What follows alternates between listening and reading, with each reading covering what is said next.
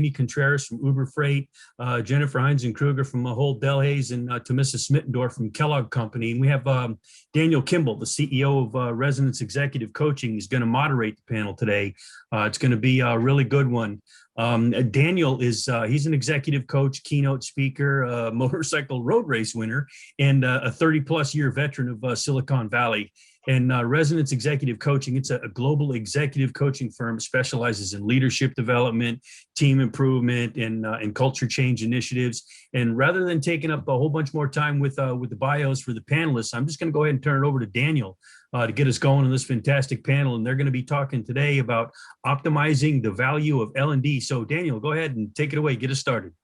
Thanks, Bobby. I appreciate that intro. I too want to just jump into things here. So in our prep conversation, we had a lot of interesting conversations around digital adoption and how that has accelerated in the time of the pandemic. I'm curious to kind of kick things off, if we could all just share what you're seeing in your organizations as far as digital adoption in the last year or so. Tomissa, you want to start? Absolutely. What a time to be in learning and development with all this disruption, with this awesome digital platforms and things like that that are out there. It's challenging, but I find it just so much fun and energizing to continue to learn more about what's going on. I'll tell you at Kellogg, what we've done in the past year, we've implemented a digital app. And it's a mobile app that our leaders can use on their phone. And what's really nice about it is that the company that we've leveraged, we can either create our own content or we can actually leverage the content that they've curated. And so we're finding that it's really engaging. People can use it, whenever they want it. It's there. We've developed weekly learning paths. We can nudge them. It's got awesome dashboard information. So, that's the great thing about all this technology is just, you've got all this information at your fingertips, right? And you can just leverage it. And the key is to share these best practices like we are in a forum today, so we can kind of all learn from each other of, what's working and what's not. Thanks, I appreciate that. Amy, you want to comment on what's happening in your organization? Sure, yeah. I mean, obviously, to echo Tomissa, it has been quite the roller coaster ride over the last year. And we have really leaned into technology and digital adoption to help enable our learners. Our business at Uber Freight has been busier than ever through the pandemic. So where some other industries were dipping, trucking and logistics was skyrocketing because of everything that's been going on in the wider world. And so change has been coming faster and faster for our employees, and digital adoption has really allowed us to help our employees keep up with the constant barrage of change, new process, new tools, et cetera. We implemented a digital adoption platform called Spec-It, which is integrated in to all the tools that our ops and sales employees use in their workflows. And that surfaces real-time, quick hit learning in the tools, everything from walkthrough guides to searchability to pop-ups and reminders. Weather's a big factor in the world of freight, and we have to be able to pivot on a dime. Digital adoption allows us to make sure emails don't get lost in the ether, and we can prioritize what matters most for our employees and help them not have to go through that mental lift of sorting through hundreds or thousands of emails to say, what do I need to focus on? Another place we've really seen some great adoption is through our learning experience platform that we launched in early 2020. We use the platform Degreed, but we partner with a ton of vendors through Degreed. So LinkedIn Learning, Mind Tools, Harvard Business, and really focusing on like micro learning, self-serve learning through these digital spaces. Because we know that what one learner's skill needs are totally unique from the others. And part of our digital adoption strategy has been giving people time back. So stopping that kind of laser focus on, we must be on Zoom together, we must be in this virtual instructor-led experience together, giving people time back and really allowing for more of a self-paced, quick hit, micro learning approach. And I'd say that those two tools have really been central to our strategy in implementing that. Thanks for that. I appreciate that. Jennifer, what's your experience in your organization? Yeah, I mean, looking at the past year, especially digital adoption, I think much like Amy and Tomissa have said, has really played an important role. Looking at some of the strides that we've made and some of the changes, we had our first experience with a digital adoption platform just about a year ago. And what was absolutely incredible was how much time, as Amy mentioned, it gave back to our learners. So we were rolling out a large scale initiative with a new system implementation. And looking back just maybe 4 years ago or 3 years ago, if we were to have done that, we would have engaged the learners in video sessions. We would have given them quick reference cards. We would have had a variety of different learning tools for them to engage in. Some of them very time consuming, just attending webinars to learn how to walk through a system. But now looking at digital adoption, so much of what we used to do can really be left and really just put more focus on the digital adoption. It was incredible to see how readily accepted digital adoption was by our audience. That was one moment of apprehension we had, right? So in our space, we're in grocery retail and omni-channel retail. We have so many different locations. One fear was if you switch to digital adoption and people are in a location without support, how will it work? How will they be? Will they be comfortable? Will they be able to do what they needed to do? And what we saw was not only were they able to do what they needed to do, but the support that they received through the digital adoption was so much more in line with the experience I think that they were looking for and that maybe they just hadn't articulated before. So it's a real game changer. And also looking at this point in time with just so many people working remotely, it's a huge support. Thank you. I'm curious, as your companies have made the switch to much more of a remote environment, both from a learning perspective and a general operations perspective, what are some of the challenges you've run into and how did you overcome those challenges? Tomissa, you want to comment on that? Yeah, there's always lots of challenges, right? And honestly, it's going to be really interesting to see how we evolve in the new normal and what sticks and what we go back to, because I think that will be a little bit of a challenge in itself. We've been really blessed to the fact that we've had, a blended learning format for a long time. And so we'll continue to do that and continue with that approach going into this new norm. But gosh, I don't know that we'll ever truly go back to all the in-classroom trainings that we've done in the past. I think, we'll really focus in on where it matters most to have people come together.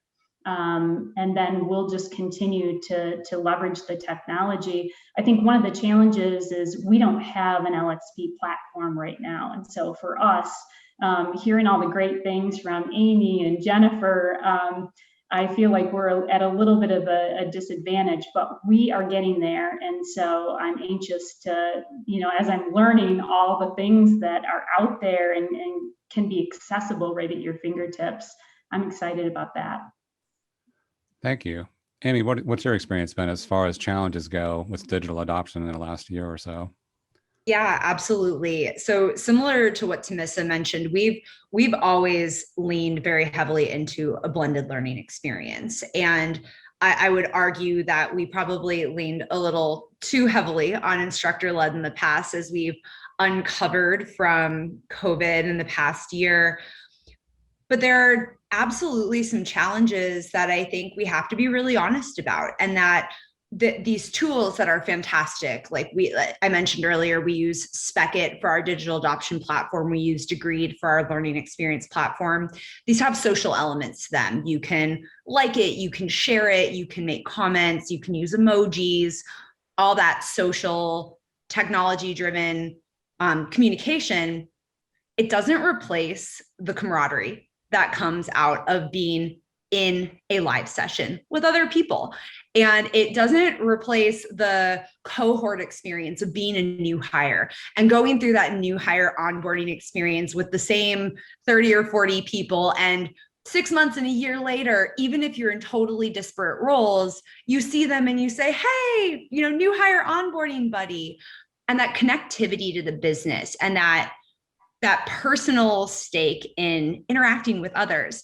I think, the online technologies, Zoom, Blue Jeans, WebEx, whatever tool you use, they all have solutions like breakout rooms and different ways to try to overcome this. And I certainly think all of our learning teams have stretched themselves over the last year trying to find those ways to foster more of that connectivity. But no amount of emojis replaces human connection. And we've noticed that, I hate to say the dreaded word Zoom fatigue because people are so sick of hearing about Zoom fatigue. But as Zoom fatigue continues to increase, and it will continue to increase until people go back into the office, people are also less likely to hop on and just connect with someone and try to find an interaction and, grabbing someone and walking and getting a coffee or doing small group discussions or partner discussions are much more forced or heavily curated in this current digital environment. And it is a loss in terms of the personal connectivity that we do see from a traditional classroom style or instructor-led program. Yeah, that's interesting. I haven't seen any really good solutions to that. I think we're all, as you said, fatigued of the phrase Zoom fatigue. At the same time, it's very real. And we're I feel like people are kind of stuck around what do we do now in this interim period as we're not quite in the new normal yet, but we see the, pretty bright light at the end of the tunnel. What can we do? What have you seen work well as far as engaging people in those personal connections that are lacking for the last year or so? I'm curious to hear from all the panel. Daniel, I'll just jump in here to build on what Amy said. Speaking of the Zoom fatigue, we implemented virtual reality with our retail onboarding team. And, originally before COVID, we were going to have the headsets and do the fully immersive, piece of it. But then we pivoted to do 3D. And that's been really awesome because we have all of these stores already set up through our category management team.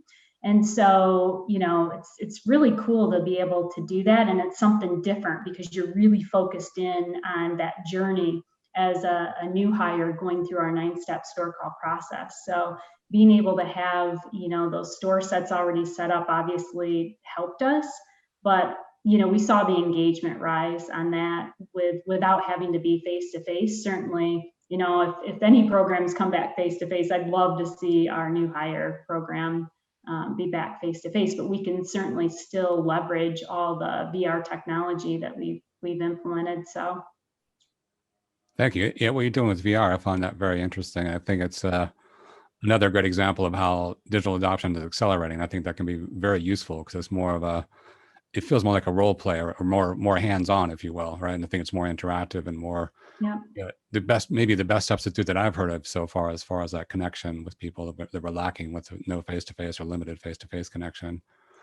Jennifer, I'm curious to hear from you with your organization.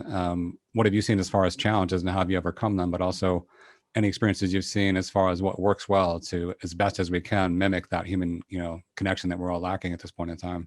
For sure. I think, we face some of the challenges that Tomissa and Amy mentioned, just really trying to find the optimal way to still deliver learning in a way that is engaging and developmental and also that's sustained, right?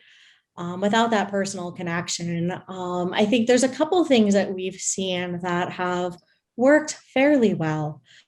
Looking at some of our programs now, we've tried to take some of the content out of the program time and instead provide it perhaps through some things that can be done, with the participants on their own time, whether it be to watch a video of content that would have actually been shared in the program itself, and then reserving that time in the program when they're all in Zoom to actually have dialogue and really engage with each other. It seems to create a little bit more of a personal atmosphere in the sense that there's not as much sending and there's a lot more engagement between the participants. The part that I have to share, we're still really struggling with and trying to find innovative ways to support is really some of that contextualization that used to happen in cohort programs.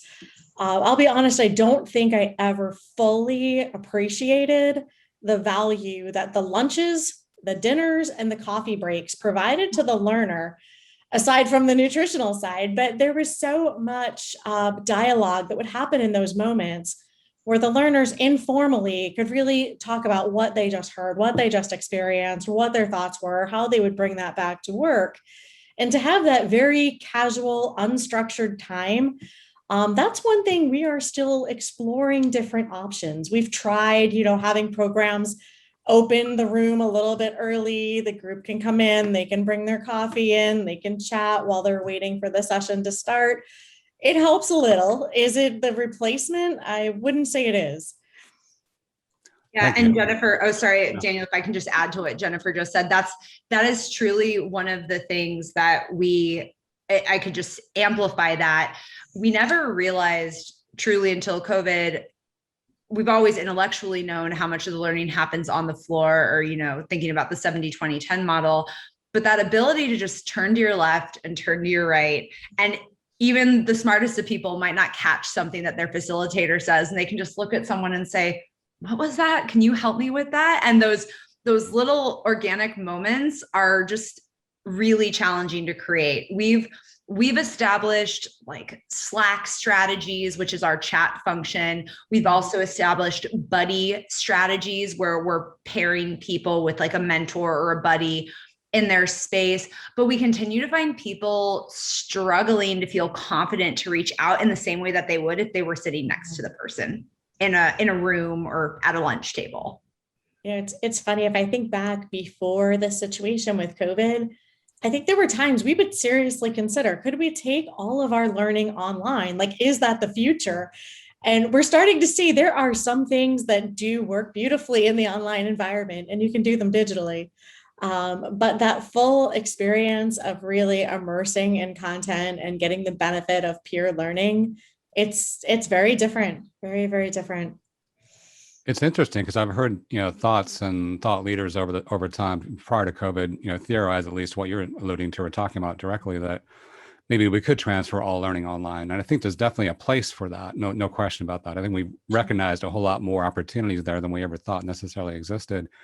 At the same time, I think what I'm hearing from this conversation in part is that we're also recognizing a year into this, remote learning environment, that there are limitations that are very real. And I think it's an interesting benefit of the pandemic, if you will, to both have it forced upon us and see how it all works out in a much more deep way, and also see some of the limitations. Now that I'm curious, as you look ahead, sometime probably later this year, at least in the United States, and certainly by next year, I see us getting to some new version of normal. It won't be the same anymore. It'll be something different. I think it'll very likely, almost guaranteed in my mind, be more of a hybrid model. As you look ahead to later this year or sometime next year, what do you see carrying forward in terms of digital adoption? What do you see maybe not working so well as we get back to some level of face-to-face contact that we're not having too much of now? I'd be happy to start us off on that one. So just thinking about some of the things I think will carry forward. So first of all, looking at a digital adoption experience platform, I definitely see value there as it relates to technology support, probably even further into some technical ways of working, performance support. I think those tools can really have an impact. And I think the situation with COVID has really accelerated the adoption there. Some other things that I think we'll continue to see stay in the environment that I'm in. I think we'll continue to see a stronger utilization of tools like Microsoft Teams, like small discussion cohort groups as a part of our programs. And I think we'll go back to having some of the in-person, right, where it's best suited. And maybe from what we've learned through this time, find a way to even accelerate the benefit of that time together through utilizing some of the technology. Those are a couple of reflections I have. I'm curious what Amy and Tomissa think. Amy, you want to comment on that? Sure. Yeah, happy to. I would absolutely agree, Jennifer, that I think the digital adoption learning experience is highly relevant regardless of whether we're in this virtual space or if we're in office. And actually, we also see digital adoption as a change management agent. Our business moves very quickly. So again, in terms of helping folks prioritize what to be focusing on, recognizing that people can't keep track of 50 changes at a time. And we see digital adoption as the tool to help folks access what they need when they need it in the tools that they're operating in. So absolutely that carrying through. One of the big changes that we made, though, as a result of COVID is programs that we historically had offered maybe like 3 sessions for. So we have a mandatory product training experience that all of our non-technical teams have to go through on a monthly basis in order to use and sell the products that are required to do their job. Previously, we would host a few of those sessions. They were mandatory. You had to make it work. We converted those to e-learnings, and they're self-paced. They have videos and assessments and quizzing and simulations tied into them. And the results have been phenomenal, because if I'm confused on a section, I can go back and redo it, or I can play in the simulation a couple of times, and Bobby and Susie on either side of me aren't making fun of me for why I don't get this tool. So there are certain programs that we virtualized fully into either an e-learning or micro-learning approach that we plan to keep that way regardless of where we are. I do also think something that will carry forward is more micro-learning. I don't know about the other ladies on the call, but I know I can raise my hand and say we had many full-day training programs before, if not, depending on the context, full week programs. And we've shifted very aggressively into a micro-learning or a just-in-time approach across all of our content. And we will continue to go down that path just to make things less overwhelming and stop making that formal learning experience drinking from a fire hose, and making it much more of that self-paced micro learning as you need it to really create a better learner and employee experience overall. So I think that's going to be another one that we very intentionally carry through with us. You know, one of the interesting outcomes to me is we've all talked for years about integration of learning in various phrases or various words. How do people take what they've learned in a workshop or a class or a coaching session, whatever it might be, and then apply it in their day-to-day? And that to me is ultimately the measure of success, like the learning that they've taken. Have they actually been able to successfully adopt that in their day-by-day, minute-by-minute, hour-by-hour interactions? And think it's been forced upon us, this situation, in many ways, of course. And one of the benefits of that being forced upon us, we all recognized pretty early on that we can't do what used to be a one-day workshop and do that virtually. It just doesn't work. We've instead, in my business, for example, we've broken that down into 4 90-minute sessions spread over maybe 6 weeks or so, with integrative homework that happens in between. And in many ways, it's actually a more effective model because people have a chance to practice it, see what worked, see what didn't work, come back and talk about it the next time. And it's not just a one and done kind of situation where, as you said, they're drinking from the fire hose for 8 hours and they can only take in maybe 90 minutes or so of content in a given day. Right. Tomissa, I'm curious to hear from you as far as what you see carrying forward in terms of what we're doing now with digital adoption. What's going to last once we get back to some new version of normal? Yeah, we're going to continue with that hybrid approach, right? And have different blended learnings. Amy, you spurred my thought on the micro learning. So for instance, we've been doing this 2-minute drill to our retail organization, and it's literally 2 minutes, right? And it's either an extended learning, something that they've already learned from one of our other e-learning modules or workshops, or it's a call to action. Say if we've got innovation breaking in the stores or something like that. So I will tell you, we've had it for a couple of years, and we started to drift away a little bit, and our retail organization was like, we want that back. They absolutely love it. And our view rates continue to be really good. But, I go back to, it's 2 minutes, right? And so it's that shortened nuggets of information that they need to know.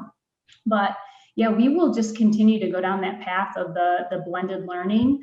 But Jennifer, to what you said, and even earlier, Amy, what you were talking about, we're reimagining our onboarding process. Instead of having folks come in for 3 or 4 days and just giving them all this information and these PowerPoints and things like that, we're really trying to reimagine what that looks like. So what do we do, before we would get them together, during, after, and instead of doing it maybe every quarter, it's every single month. And we give them a little bit of information when they need it.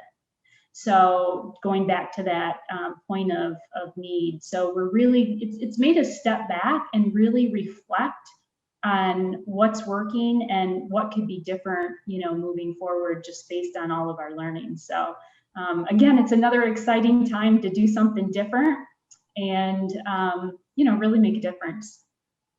Thank you. I want to switch gears a little bit. It seemed like in our prep conversation, there's a pretty clear consensus that you've all experienced more executive engagement and buy-in and conversations around your learning and development initiatives. I see nodding heads. I think you're agreeing with me. If you can comment on that, what have you seen change since the pandemic started, and what has become possible, perhaps that wasn't so possible before without increased engagement? Jennifer, you want to start? Oh, sure. I mean, I've been fortunate in Ahold Delhaize. We've always had a lot of strong support for learning and development. Whether that be for our, store associate, functional training programs, or whether it be for our executive education, there's always been strong support. What I have noticed, though, is there's definitely a stronger pull for, innovation. I think that we are now a little bit more comfortable to take some of the risks that we might have been a little bit more planful or hesitant with before.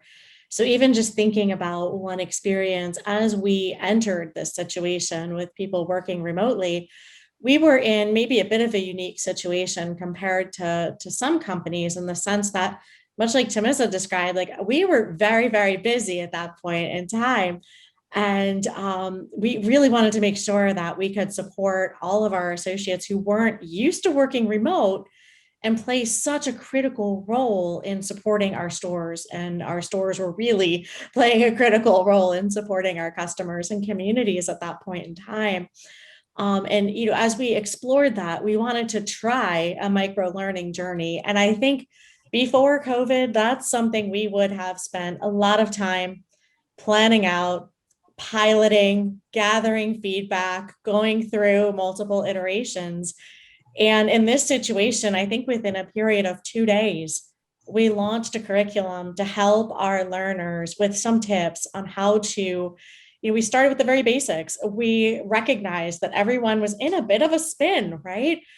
At the end of one day, we're informed that, we would have to work remotely. We might take that for a few weeks, not quite sure. Everybody goes home and realizes, how do I do this? I might have responsibilities in my home now that I didn't have in my office. Maybe I have children who are attending school and they might need my help. Or maybe I have elders in my home who I care for and they can't go to the programs that they might have gone to during the day. How do we help our learners just settle into the new situation, recognize this is unusual?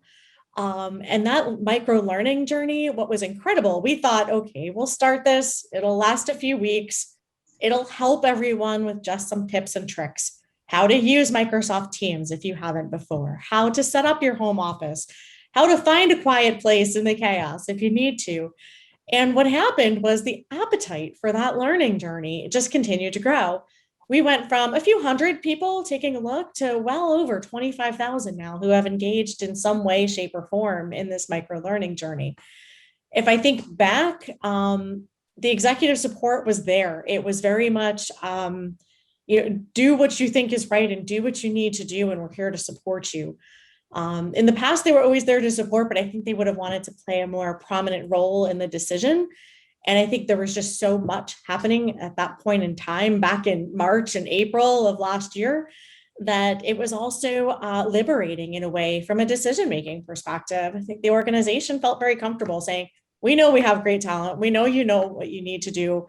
If you want to experiment, no one knows the right thing to do in these moments, right? Let's take an educated guess and learn together. So that's one of the differences that I've noticed. And I hope that stays with us. One of the phrases that has come to mind for me a couple of times in this conversation, especially with what you were just speaking to, is necessity is the mother of all invention. I think, again, we were all forced into this situation. And in your situation, it sounds like there was a significant increase understandably so, and risk tolerance around online learning, for example, or I'm sure other initiatives as well. Amy, what are your thoughts? What have your experiences been as far as increased engagement from the senior leadership team, and how has that made some things possible that maybe weren't possible before? Yeah. So actually, very similarly to Jennifer, we've always had, very much from the beginning of when we established our learning and development team at Uber Freight, a high level of buy-in from our executives. And we reinforce that through a flywheel where we see, we get the leadership buy-in, we get the training programs, we show the ROI, and the satisfaction of the learners get that buy-in, and it goes round and round. And so I think pre-COVID, pre-pandemic, we already were operating at a very deep level of buy-in from the executive level. I actually think where we have seen bigger buy-in increases is from the frontline managers. Mm-hmm. So historically, training might have been perceived as like, oh, you're taking my people away from their core jobs. When they're in training, they're not answering the phones, or they're not, in our case, booking loads or whatever other thing it might be. And so our executive buy-in has remained high. And from an executive perspective, they really viewed learning and development as a stabilizing function through the COVID experience, where people can trust that they are going to get resources. They can trust that they have a team who's going to support their questions, or, drive them to the tools that will help them. We actually had originally proposed a much bigger cut of virtual instructor-led learning, and our whole executive team was actually very against it. They said, no, please keep it, because the learning experience feels familiar for our employees. It feels safe. It feels like something they can trust in all this uncertainty. So that remained very high. Where we have seen just a skyrocket of buy-in is from our frontline managers. Our requests for training content, training programming, training support have gone up in some teams as much as 200%. And so it has just escalated, and we're fighting this. And I tell my team all the time, it's a good battle to fight. We are just living in the land of ruthless prioritization, where we constantly have to say, what is the most critical thing? What can live in the, digital adoption platform? What can live in the LXP? So where we've seen the buy-in increases is through the managers, who are just realizing how much teams and frontline workers are responsible for understanding and executing on in a day-to-day environment, and really feeling that gap of, we don't have the ability to manage by walking around right now. Sure. Can you go through and Slack every single one of your team members and check in on them? Or can you do a bunch of 5-minute Zooms? Technically, yes. It doesn't hold the same value to check in on knowledge or provide those quick hit updates, et cetera. So we've actually seen our frontline managers have a much deeper need, and they are getting more involved as well, which I think is the other always exciting thing. I know anyone in our space is always fighting for great stakeholder partnerships or great subject matter expert partnerships. And we now have, expanded significantly our core unit of folks who are willing to give feedback on content, who are willing to come in and be guest speakers, who are willing to be recorded on a video, or whatever other approach it is. And it's because they have understood the value of getting people that right education up front and helping them not feel like they're spinning their wheels in terms of trying to find the resources that they need to do their jobs well. Yeah, again, I'm struck by, in part, what you said. One of the things that comes to mind is something similar. Necessity is the mother of all invention. So I think frontline managers in particular, it's where the rubber meets the road. They typically have a lot more interaction with their employees, as well as potentially staff, or customers, I should say, depending on their environment. What have you seen as far as, I'm going to double click on that. Like, what have you seen as far as the necessity has increased, but what have you done with an L&D to meet the need? Because let's say that the necessity or the recognition of the need increased. I think that's fairly clear. But if your team was not able to deliver that, what they perceived as valuable trainings, that might have been short-lived. So what have you changed, or what's been done? What have you seen as far as improvements or feedback, or anything else you can comment on about how you might have had to pivot to meet their needs, given that you probably didn't have a lot of content yet about some of the things we're faced with, right? So what can you say about that? I'd say that we've really focused in on the transfer climate analysis and what it takes post training, because this has always been, I think, very near and dear to any learning leader's heart, which is we can build the best training in the world. We can give you the best resources in the world. If you do not talk about it after, or if you do not hold your people accountable to it after, we just wasted everybody's time. And so one of the things that we've really focused in on with the content and meeting in the middle and getting this involvement is doing a much better job. And this is absolutely something my team is going to take forth with us, is doing a much better job of getting those commitments up front and saying, if we choose to prioritize this, you need to be committing to these things post the program. And really, because the need has been so high, we've seen much better follow-up and follow through post program. Because if you fought hard enough to get your request on the roadmap, then you know you have responsibilities afterwards. And so I think that's been really amazing. One of the other things that we have done as well is implemented what we call various certification or champ programs, where we empower people from the front line, because we don't want to create every piece of content, nor should we. We're not the experts.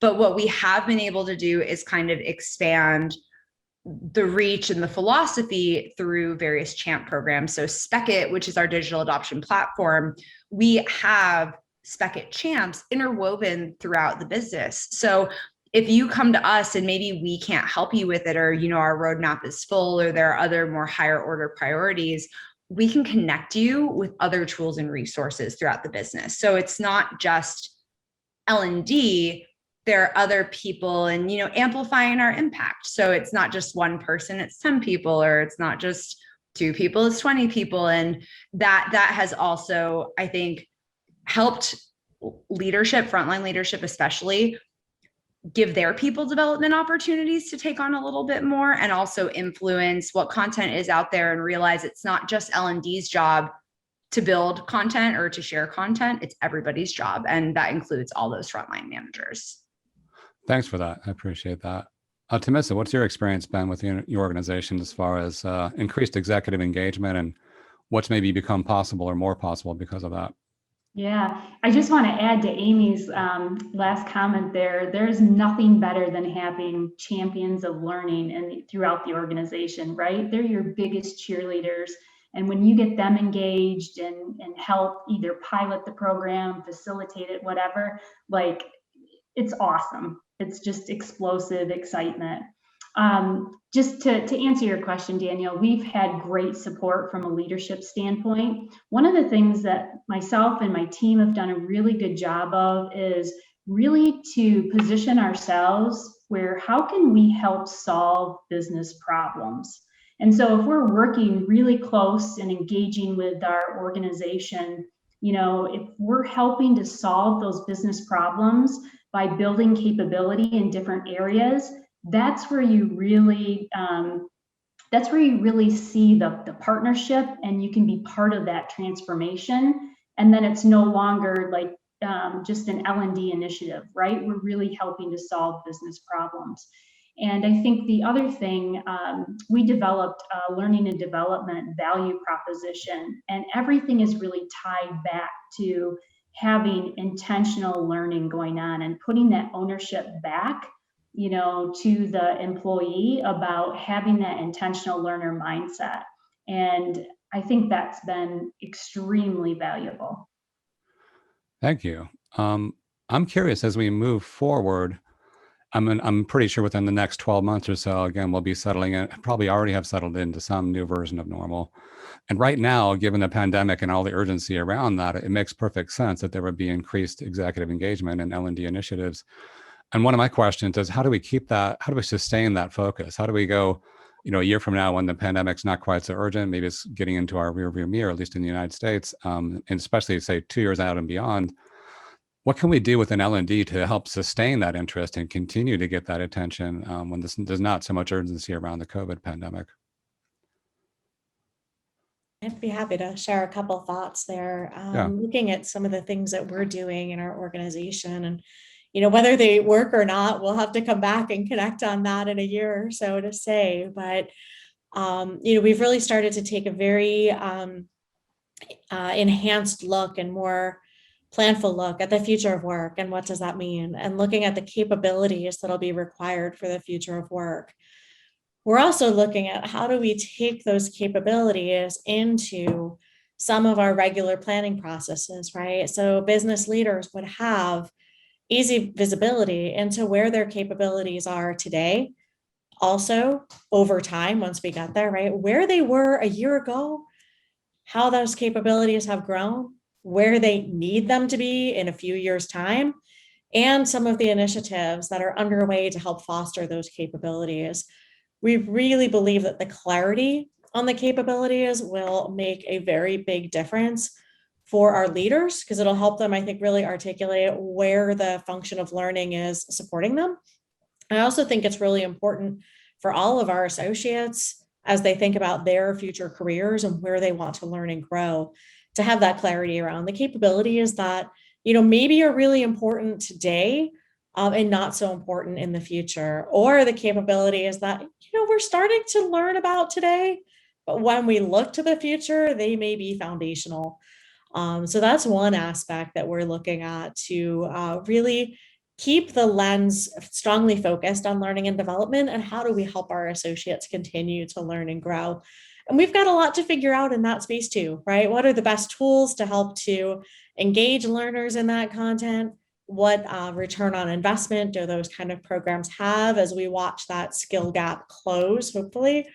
And how do we have those right conversations with the leaders that they feel, I'm going to say, fluent in the capabilities, right? That they're not something that's an HR creation, so to speak, but that the capabilities are something that they really see their own words in, and they really feel that it fits their function and they own it. I'm curious about Tomissa and Amy's experiences as they're looking to keeping the future lens on training and development. Yeah, I'll just jump in here. That was great, Jennifer, and it spurred my thinking about, I've always had kind of the 1 year path of these are the capabilities that we're going to focus on. And so now I'm starting to think, okay, we train our organization to work with retailers and say, let's look 3 years out, and what's our 3-year strategy going to be with our customers where we find joint growth. And I think about this year, I want to do a 3-year strategy of what learning and development, what capabilities we want to build. So not just over the next year, but let's look 3 years out. And so it's challenging, it's fun, all in the same, time frame. But it's really understanding what are we going to need? Not only what are those gaps are today, but where do we need to go 3 years from now? So yeah, and that's how I'm keeping it alive. Jennifer and Tomissa, I love hearing how you're thinking about that longer term, future facing approach. Daniel, I'll take a slightly different tack to your question, which is COVID created this urgency, and it reinforced this buy-in, and we had the lens on L&D maybe in the most major way in the last several decades, right? My argument to that question, not that it was to pick an argument, but there is always urgency. There is always urgency in business. It's just about us as learning leaders taking the responsibility to understand what's most urgent to the business and talking about learning constantly through that lens of, you want to accomplish this. This is the direct correlation to that thing. So my argument would be that, yes, COVID was the most holistic, uniting, urgent experience any of us have ever experienced in our careers, I assume. But my forward-facing look would be, just because COVID is no longer the red flag in front of us, urgency still exists. Every senior leader, every executive has things that keep them up at night.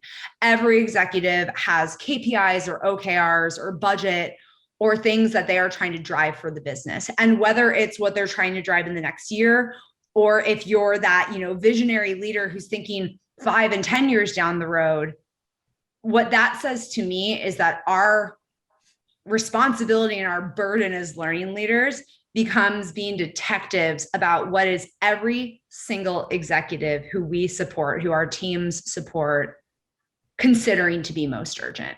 And if we can do that, and if we can reframe, a customer service training is an essential skill, that's great. You might feel like you don't need to do a ton of explanation about why customer service training is important. My argument would be that every program should lead with how it solves for an urgent issue or goal within the business. And so again, COVID being gone, we just need to reframe and challenge ourselves, in my opinion, to there is something that keeps you up at night, Madam Executive, how can we help? And constantly talking through that lens and never letting a learning and development roadmap or program conversation go by without hitting on whatever that urgent thing is.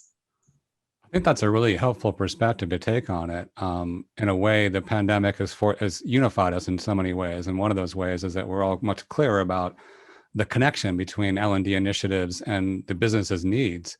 But ultimately, that we're all aiming for that, right? We've always been aiming for that. And what you're speaking to, what I'm hearing from you anyway, is like, let's do a better job going forward of making sure we very clearly tie even more clearly than ever, I should say, tie our initiatives to the business's most urgent needs. And that's really what COVID represents. It just was unifying in some ways, but it's the same thing going forward, whatever the current urgency is, right?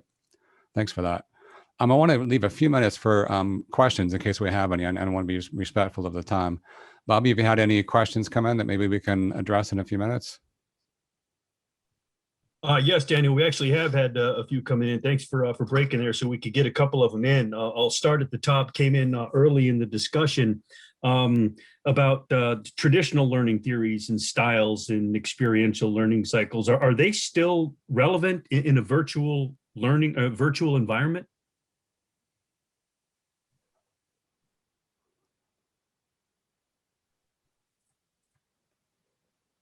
Happy to share some thoughts on that.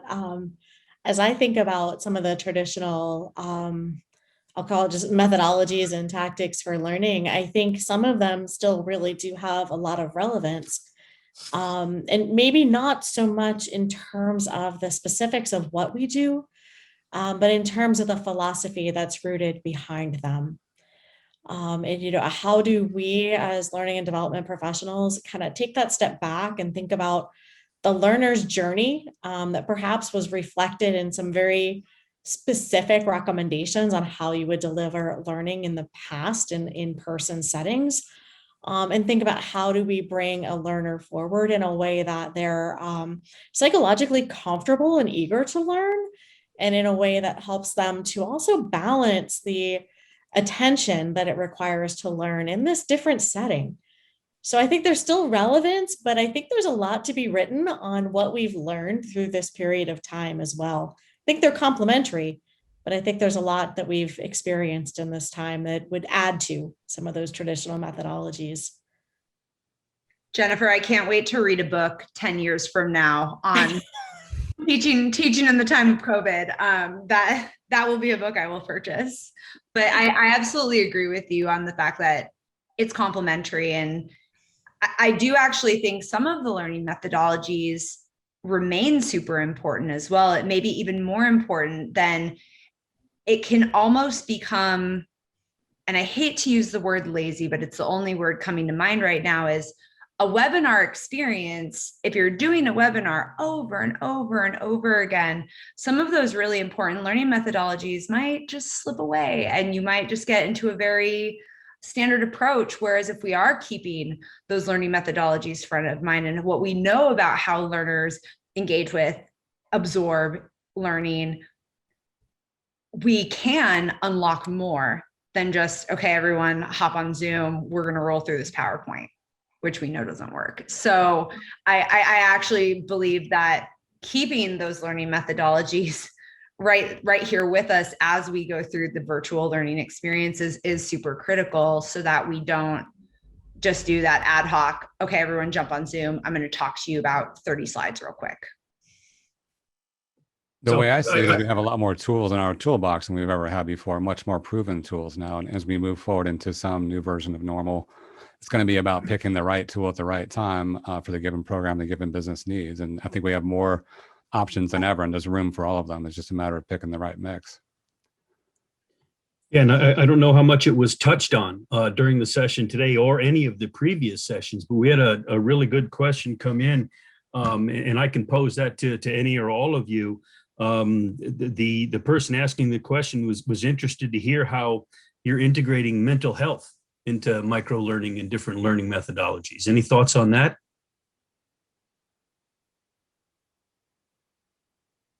Be happy to share some of the things that we're doing. One of the biggest concerns I think we had as we came into this period of time was around the mental health of our employees, our associates. We wanted to make sure that people knew as much work as there seemed to be, we wanted them to put themselves first and care for themselves, right?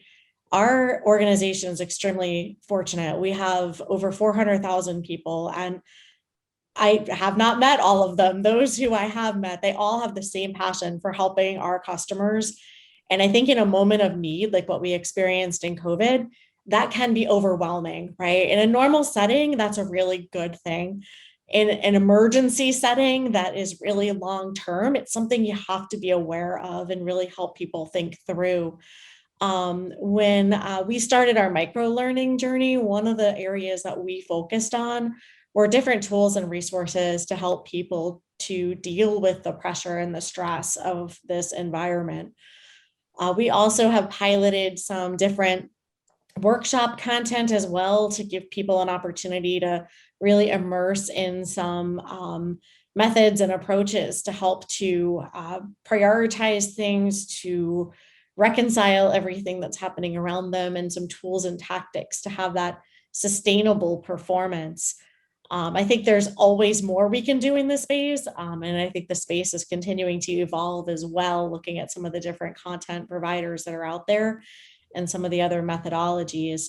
I'm curious from Amy and Tomissa if they have any reflections they can share on the work that their companies are doing in this space too. Yeah, at Kellogg's, I know there's a lot of work going on. I'm not as close to that area. Our HR group, supports that piece of it.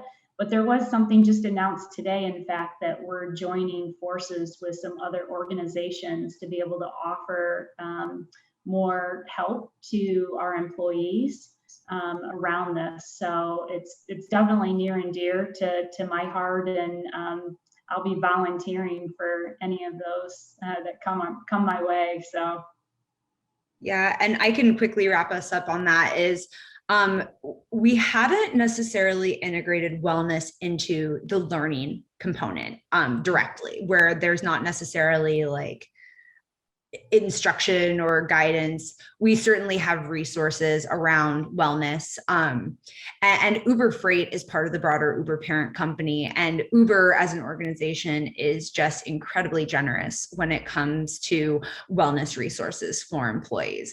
Everything from, we partner with Unmind currently, which is a meditation app. There are EAP and Lyra resources for if you need counseling, which is available to employees. We also have wellness benefits like the ability to use a stipend towards fitness, setting up your home office space, et cetera.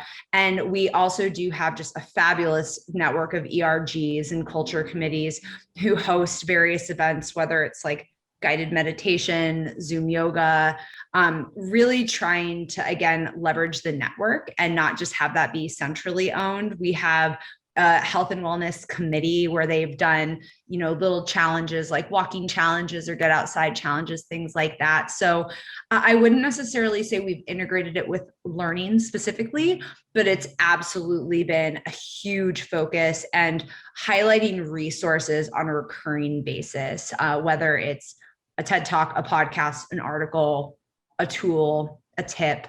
That has absolutely been a major focus since the pandemic began. Thank you. I want to thank everyone on the panel. I always love these conversations. I learned a lot from the dialogue, and I hope the audience did too. Bobby, I want to be respectful of our time, so I want to pass it back to you. All right, thanks, Daniel. Appreciate that. I guess all we can say about the panel is in one word, wow. As expected, it was a great discussion about optimizing L&D. Love how we covered the digital adoption, executive engagement, leadership development, and all the hybrid models. So on behalf of everybody in the audience and us at Opal Group, thank you so much for joining us, Daniel, Amy, Jennifer, and Tomissa. Have a good rest of the day. Thank you. Thank you. You Thank too. you.